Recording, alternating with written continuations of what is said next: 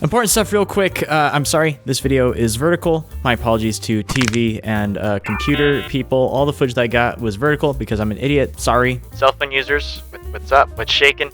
Next, I will have the junior year video done soon. It's almost done. You can't rush art. And finally, my band is releasing a new song on October 28th, 2022 for Halloween. You should listen to it. I have it linked down below. It's nice and spooky. I think you'll like it. Yeah, so I went to When We Were Young Fest, and it was a gosh darn mess. But it was like a happy mess, you know? So when it was announced in January 2022, there was a lot of backlash, and all of it was really stupid. I'm gonna go over the common criticisms real quick. First things first, folks were mad that this was being put together by Live Nation, and they were the people who were responsible for the Astroworld tragedy. Basically, Travis Scott was doing an Astroworld event, and 10 people died horribly during a crowd rush. Folks were screaming in the audience to stop the show. Travis Scott was just carrying on like he had absolutely no clue, which is kind of BS because I've been to dozens of concerts where bands will stop and check on people. Like, this is not uncommon. Artists know exactly what's going on in the crowd, especially when people are screaming from the audience. It's not difficult, whether it's a small venue, large venue. It's kind of your responsibility as the artist to know what's going on, you know? Basically, due to their negligence, Live Nation and Travis Scott, they were slammed with a $10 billion lawsuit. Yes, I can say I'm not a fan of Live Nation or, you know, the Astroworld tragedy or anything like that. It's important to note that Live Nation is a $25 billion company, and they've been probably responsible for virtually every festival that you've ever attended your entire life. It's not like it's 30 people who are in charge of everything. When We Were Young was not organized by the exact same people who were responsible for Astroworld. A lot of the company is probably run by contractors, if we're being honest. So like, yeah, if you're gonna boycott Live Nation, good for you. You're essentially barring yourself from virtually every festival that's going on. So have fun staying home, I guess. But yeah, saying that this is like rewarding Astroworld is a little silly considering the size of Live Nation. Secondly, folks thought that this would be a scam to cover the legal costs of Astroworld because apparently the website said that tickets were non-refundable, non-transferable. Folks thought that they would essentially have everybody pay for tickets and just like not hold the event. This is stupid for a number of reasons. First off, look at any of the concert tickets that you've bought within the last like 15 years. They probably have the exact same policy. Like, did people think that refunds would not be issued if the event got canceled? Foreshadowing. And secondly, like, this is a huge corporation and there are a ton of watchdogs and they are dealing with enough legal garbage as it is. Do you think that like defrauding over 150,000 people is gonna look good? Do you think that's gonna make them any money? It's not happening. I have no clue what Fantasy World concert Twitter is on, but it's stupid. Don't be stupid. This was real. This was always going to be real, you know? And there are also a lot of safety concerns. A lot of people thought that When We Were Young was going to be like another Astroworld, as if Live Nation having to pay over $10 billion in lawsuits wasn't going to ensure that safety would be the forefront of their minds in the first place. I don't know. Everybody on social media is really stupid. One of the only valid concerns I heard was like, how are you going to fit this many bands on this many stages in this period of time? This is how you do it. There was also a really stupid gesture that some of the bands just didn't know that they were playing this festival. Like, this was really popular. I saw this a lot on like TikTok and stuff. Basically, what happened was bands like Royal and the Serpent and All American Rejects publicly stated that they were surprised by how extensive the lineup was. That doesn't mean that they didn't think that they were expected in Las Vegas on this day to play a music festival. They just weren't told about the full lineup. That's really basic promoter stuff. Like, you just don't tell every band who they're going to be playing with. In case like somebody drops out, you know, it's like really unprofessional. A lot of really dumb arguments. This was really frustrating to read through as like a music organizer kind of person. Basically, on January 31st, I went through hell to get tickets. I have my laptop, my iPad, and my iPhone. They were all open on the ticket page, and I was just refreshing and trying to get tickets. I had absolutely no luck, and then my roommate sits down at their computer, and then they got tickets instantly. Those queued ticket purchasing websites, they're all broken. They make no sense. They have no transparency. After I reloaded a billion times, probably setting myself further and further back in line, I eventually wound up getting a GA Plus ticket for Sunday. It cost me exactly $531.28. Ouch. So yeah, fast forward to October, I wound up buying a Saturday pass too for only like $200. I'm such a sucker. Friday, October 21st, a couple friends and I, we got in a car and then we drove to Las Vegas from Boise. It was a 10-hour drive, it's no big deal. We stayed at the Excalibur, which reminded me of Shrek 2 a little bit. We had dinner at Dick's Last Resort, where we saw this dude give a lady a lap dance. And then they looped Baby Shark on the speakers to annoy everybody. It was a blast. It was really fun. It wasn't like a $50 or $60 dinner, but it was pretty fun. Since we were cramming 5 people into our hotel room, I slept on the floor with my coveted Twilight Eclipse blanket. Saturday arrived. Oh boy. I woke up and I decided to treat myself to brunch at a restaurant called The Front Yard. I chose that restaurant because they were all decked out in like early 2000s emo stuff, you know? They like had a whole theme. The staff were all in outfits. There were emo music videos playing through speakers. I mean, look at this menu too. A few of my favorites are Steak Damn Sure, Misery Benedict, Pork the Veil, Lifestyle of the Chicken Famous, Motion City Scramble. It was gold. I wound up ordering a Staking Back Sunday. Then it happened. I got a DM from my friend Alex.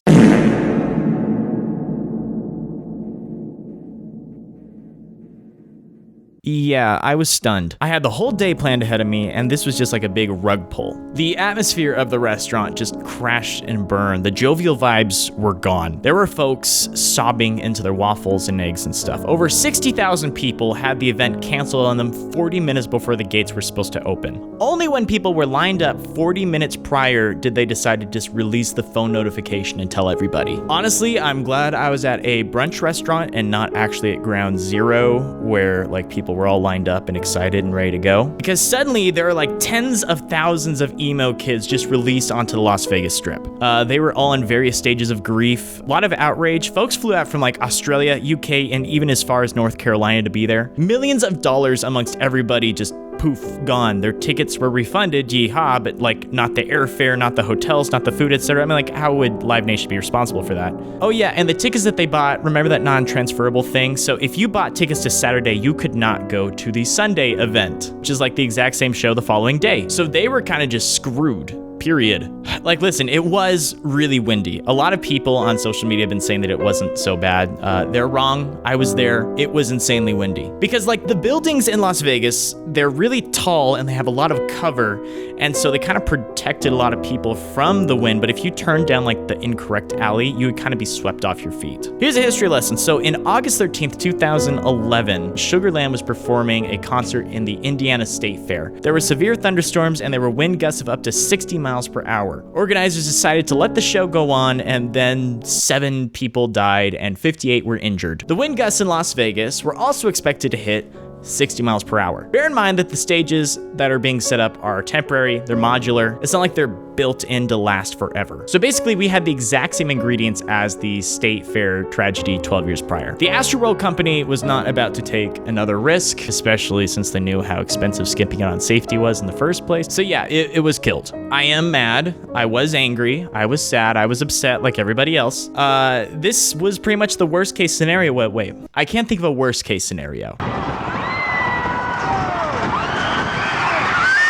It's been cancelled because it's a little bit windy. Like, listen, it does suck. Live Nation announced that if you bought tickets through them, you would get a refund in a month. Hotels and stuff, you're out to wash. Sorry, Australian friends, you're screwed. Also, if you bought tickets secondhand from like a reseller, I hope they were from like a good person, maybe StubHub or something like that, because like if you bought them from your friend has no obligation to refund you. Yeah, the Strip was just a mess. Walking around, there was like an energy in the air. The situation just sucked. It was sad. It was unfair. Nobody was happy about it. It was extra emo outside. But then something magical happened. See, the bands were pissed too. All American Rejects in particular took to social media and they announced that they booked a venue. It was Soul Belly Barbecue. They were gonna perform a free show for all the misplaced emo kids. This was quickly blown up and celebrated, even though the barbecue place only had like a capacity of 350 people. It was like at capacity by 7 o'clock. Among the other bands were Amorphous Sleep, Bayside, 4 Year Strong, Hawthorne Heights, Horror Pups,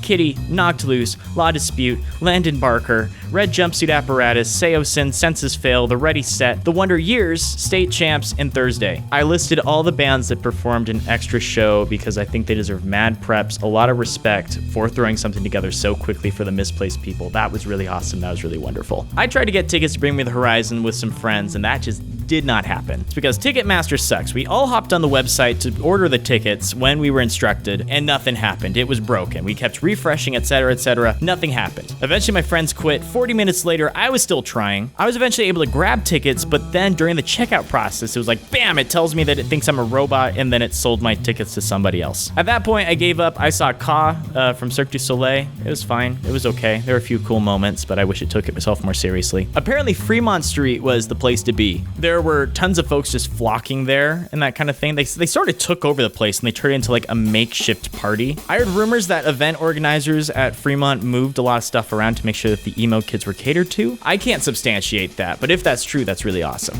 Even Katy Perry shouted out the emo kids in her audience that night. That was really wonderful, really sweet. So please, everyone welcome the emo kids tonight.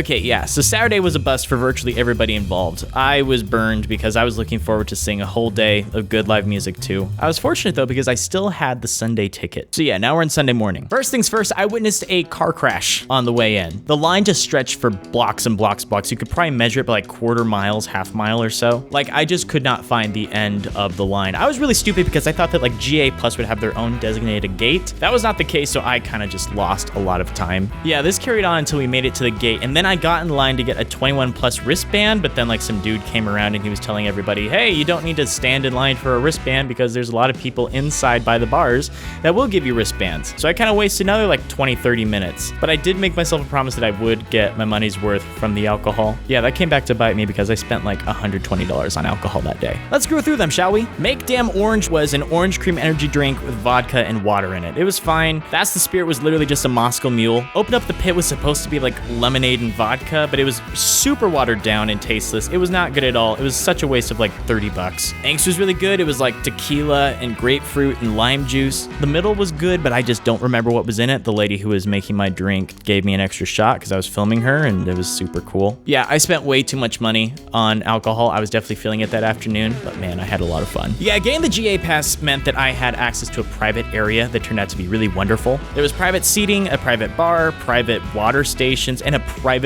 bathroom. Those were consistently my go-to when all those drinks eventually caught up to me. It was well worth the extra money. So throughout the festival, there were a few cool amenities. There were a lot of food tents and stuff. There were hydration stations that were awesome because they filled up your water bottles really quickly. And there were a lot of merch lines. The merch lines sucked. I was hearing from multiple people that the lines took 3 hours to go through. And I could not justify myself buying a t-shirt for a festival that I would spend 3 hours of said festival, like a quarter of my time, waiting to buy a t-shirt for that festival. That being said, I'm sure that like a good third of their inventory is unsold. Maybe if they just threw it online, that would be really awesome because I do want some merch from when we were young. I don't know, it just seems like such a waste to not offer the stuff online. So the lines were really crazy, but a problem arose because the lines kept bleeding into walkways. So you couldn't go anywhere without trying to cut through like 7 different lines, and it was super crowded and kind of a standstill and really not ergonomic. If it was any warmer, this would have definitely been a problem, especially because everybody was wearing black. It would have been absolutely wretched. Thankfully, it was pretty cool. It is worth noting that the crowd was a lot less smelly than I was expecting. I'm really proud of like the emo kids because apparently they learned how to shower the last 10 years, so good for you guys. I got burned because I was waiting in line for a Shake Shack burger while Pierce the Veil was playing. That sucked, and I could only hear their set from across the festival grounds, desperately wishing that I hadn't already spent 30 minutes waiting in line. It was like sunk costs, you know? Let's go through a recap of my day, shall we? So I started off by watching the MySpace Guilty Pleasure band, The Ready set. Then I caught some Prentice, Meet Me at the Altar. I got to witness these super cool rotating stages. I saw We the Kings, TV Girl. I got lunch, and then I heard Pierce the Veil from line. I saw the Used play the exact same set that I've heard them play every time I've seen them over the last 10 years. I really wish that they would just play some different songs at this point. I saw Jimmy Eat World pull out the classics. I heard Taking Back Sunday, which, side note, a lot of people said that they really hated that set. I loved it. The people around me were having a super great time. Afterwards, there was A Day to Remember, and I met up with a subscriber. Sup, dog? It was at this point that I realized that everything left that I wanted to see was at the main stage area, so I kind of just hung around and made my way to the GA pit. So basically, this This is like a special area in front of the stage, and they were only letting a certain number of people in, so you had to wait in line to be let in. However, the line to get into the GA pit was worse than the actual pit.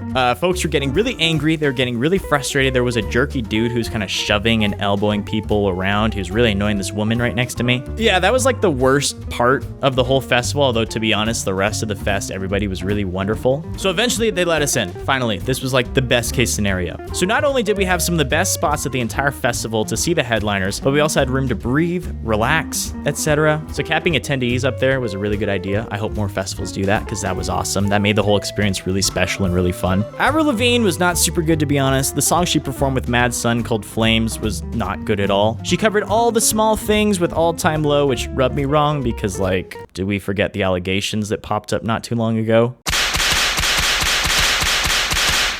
I want to bring some of my friends from All Time Low out here with me tonight.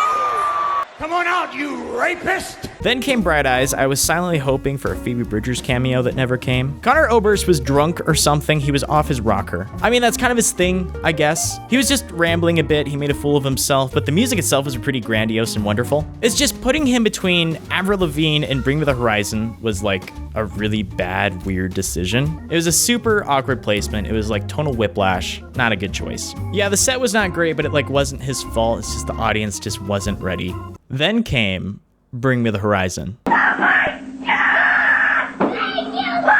love this band. I think they're brilliant. I've never seen them before, and it was nuts. The crowd was rowdy, and I kept checking on people around me to make sure that they were okay, but everybody was super cool with being smushed and knocked around. It was awesome. It was a lot of fun, a spot-on performance. I loved it. Oliver Sykes even stopped the show to ensure the safety of a few attendees, which was great. If there's something going on over there, please back up. Give the person space. Take notes, Travis Scott. Yeah, so at this point in the show, I was kind of beat. I found a comfy spot to just sit down and enjoy the rest of the show. So Paramore were up next, and to be honest, they've just never really been my thing. I respect them as brilliant musicians, they're icons in the scene, they're especially established performers, technically talented individuals. Their songwriting just doesn't do a whole lot for me. They were a pleasant surprise though. Hayley Williams in particular knocked it out of the park. So she wound up playing All I Wanted for like the first time ever. It was a big deal. I mean, hopefully that's like a mark of how confident and comfortable they've grown as performers since they first wrote that song. So that's really good. That was really wonderful. That was a mark of good things to come. I was especially impressed with Hayley Williams' speech, by the way. Tonight we're celebrating emo. This genre is made up of a lot of different genres. This started in the mid-'80s as something that had vision, and it was started by some dudes that thought that punk rock should make more space for alternative people inside of alternative music. I think that it started off pretty well. You had Minor Threat, you had Fugazi, you had a lot of that, but we got lost along the way. And in the early 2000s, when Paramore came onto the scene, roughly about 2005, the scene was not always a safe place to be if you were different. If you were a young woman, if you were a person of color, if you were queer. And that's really fucked up if you think about it. Because this was supposed to be the safe place, wasn't it? We've been around for almost 20 years, and I've had my fill of letting older people, especially older men, tell me what punk rock is. And tell me what punk rock is not. Punk was supposed to be anti-establishment, right? Well, it is. And actually, I can think of nothing more anti-establishment than young women, than people of color. There is space for you here now. Did you hear me? There's space for you now. And we love you, and we love being a part of this scene. And we're gonna keep doing whatever we can do alongside our friends and our peers in this scene to make it feel safe for every single one of you out there. I think that she raises some really good points to consider, because emo is such an important genre for so many people. It's really refreshing to see it become more accepting. It's kind of changing hands from the old crusty dudes to like a more diverse and exciting younger group of people who are building on top of what the old folks built. It's matured a lot, it's moved forward a ton, and gosh darn, I'm pretty proud of where it is now compared to where it was in 2003. So apparently Hayley Williams' in-ear monitors went out partway through the show, and she still sang perfectly, which is really impressive, by the way, because like a lot of artists, and especially singers, really need those in-ear monitors to like pitch check themselves. Hayley Williams just nailed it over and over. I cannot say enough good things about Paramore. Good set, pleasant surprise. It was really great. It definitely added to my appreciation of that band, which I didn't have a problem with them previously, but now it's like, they were really good. So then the moment we're all waiting for, My Chemical Romance. So the crew were all dressed up as nurses. The band was dressed in their old Revenge outfits. They had like latex masks on to look really old. I didn't realize this at first. I thought that like Ray Toro just looked extra rough for some reason. So they were dressed in old nostalgia gear, dressed in old makeup. They were selling merchandise that literally just said merch on the back. There was very much a statement being made here. It's also worth mentioning that this is only the second show in over 11 years where they did not play Foundations of Decay. It was just the old songs, only the hits, only the classics. I'm Not Okay, Ghost of You, Na Na Na, Helena, Teenagers. A cute, gentle circle pit opened up for Welcome to the Black Parade, and I got to dance my heart out to that song, which had been a childhood dream of mine for over a decade. Famous last words, Vampires Will Never Hurt You, and then appropriately Vampire Money at the end. They even shot out fake dollar confetti, which was really fun. So a lot of people are speculating that there's like a big statement being made with the whole thing. You know, the makeup, the songs that they picked, the merchandise, etc. There are a lot of dangers when it comes to being a nostalgia act at a nostalgia festival. It's easy to look back on our childhoods and remember the heartbreak, the angst, the adventures, the experiences that we had. Especially in the emo community, a lot of our teenage years are like really precious. They were really raw and memorable, you know? There is a really deep nostalgia embedded in that time period for a lot of people. And in this genre, it's really potent. It's especially more potent than other music that came around that period. That's why emo is having such a passionate and successful resurgence compared to folks like Fergie or The Fray, Danny Kaye, or whoever else was on the billboards 15 years ago. See, all those people are like state fair fodder while these guys are playing When We Were Young Fest. It's good to spend a little time in the past and reflect on those experiences, but it's also important to remember and reflect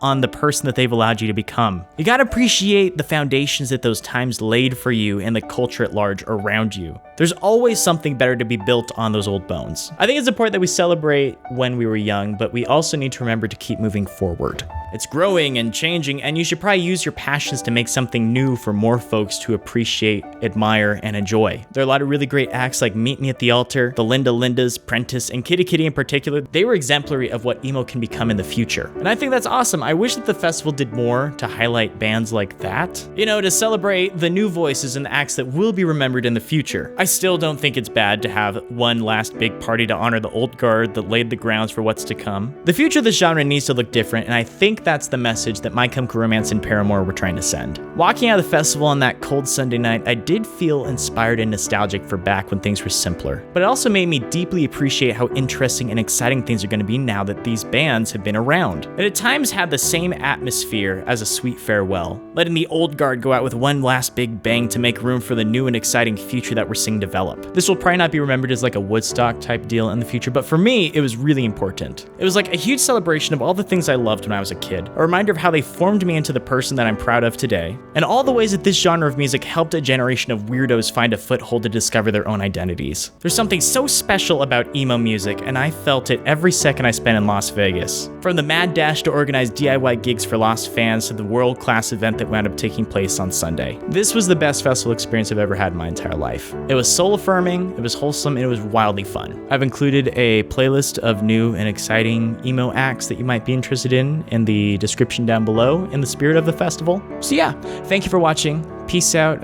Pour one out for the Saturday homies. And please bring back Warped Tour. Thank you.